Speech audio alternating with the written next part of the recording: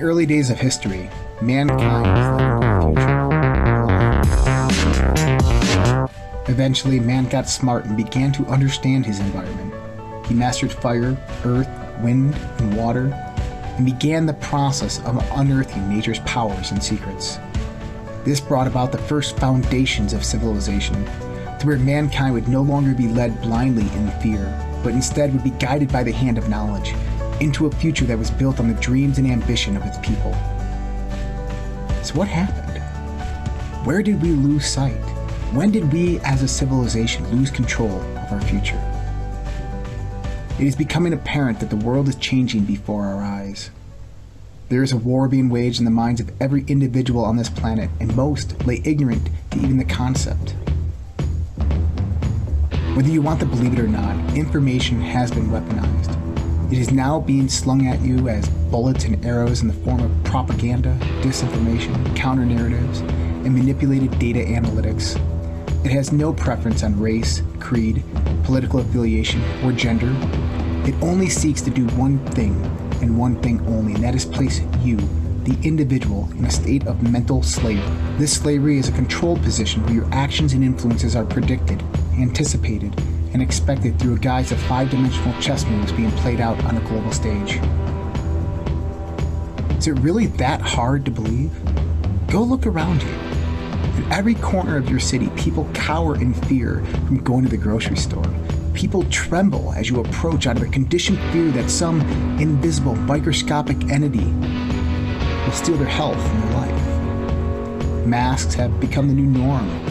We see them on TV shows from Netflix to Amazon, filmed months ago, but yet there they are, being portrayed as something normal in society. And social distancing, well, this is becoming a common theme. Our world went from a healthy socio-economic position with the rebirth of the middle class and the rising up out of poverty of many others, to a dying infrastructure that has seen the foundation of small and family-owned businesses crumble at the attrition of customers, clients, and consumers. And then we have the lack of motivation to infuse capital at the hands of lawmakers who would rather use this crisis as a political agenda in an attempt to secure power in November. Republicans and Democrats alike, we should expect more from our elected officials. We should expect more from those that we instill trust with in our consent to be governed.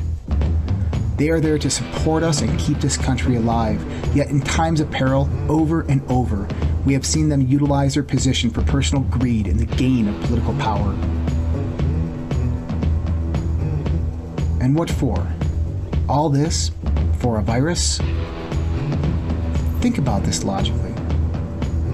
Have you ever been to the grocery store, office, doctor's office, emergency room, or anywhere for that matter, where someone was sick? Maybe they had a cold or the flu, or they were coughing or sneezing.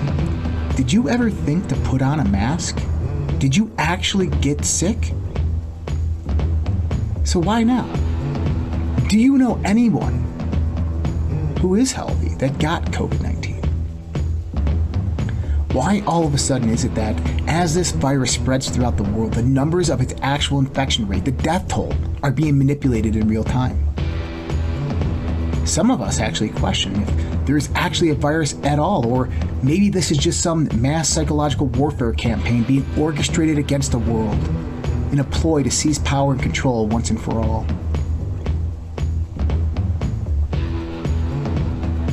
But ask yourself, why manipulate the numbers to make the illness appear worse than it actually is? Can you see what is happening here? It is no lie that politicians, world leaders, globalists, and other influential and powerful world figures seek to centralize political, economic, and governmental powers in this world.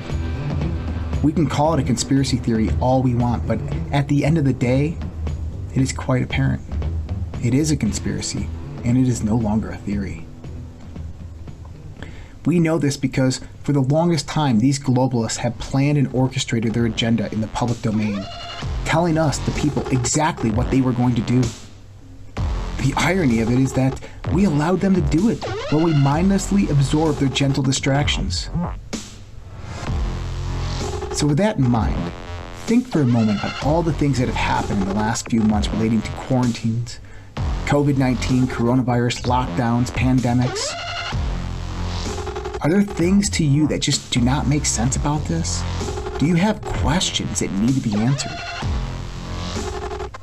The WHO, China, and the media downplayed the actual virus in the beginning, claiming at first that there was no human-to-human spread. They made it appear as the virus was not contagious and less potent as we were led to believe. Then, after President Trump implements travel bans and restrictive measures, they immediately began hammering him in the media. Examples of Nancy Pelosi in San Francisco telling people to go out, visit stores, take part in commerce. From the Democrats to the WHO to world health experts, they all partook in this. Then, all of a sudden, like magic, the tone changed. As the numbers increased, real or not, the mainstream media narrative began to shift the focus on President Trump's coronavirus response. Instead of reporting that he was ahead of the game, they immediately changed tones and started attacking him on his response. Even so much that Democrat members of Congress began new impeachment articles against the president. So let's be good, informed citizens and start asking the right questions.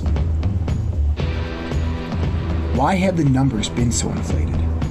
Why has the mainstream media been so in line with the perpetuation of the inflated narrative and the politicization of the narrative?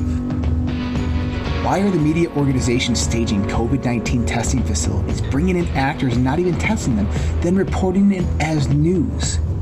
Why have the hospitals been seemingly empty? Why is it that nurses, doctors, and other medical professionals are speaking out about this and then getting censored and suppressed by the media and big tech companies? Why is it that Democrat-controlled states like New York, New Jersey, Illinois, California seem to have higher infection rates, higher death rates, more strict restrictions on businesses, social distancing, and draconian orders that in every aspect infringe on your constitutional rights?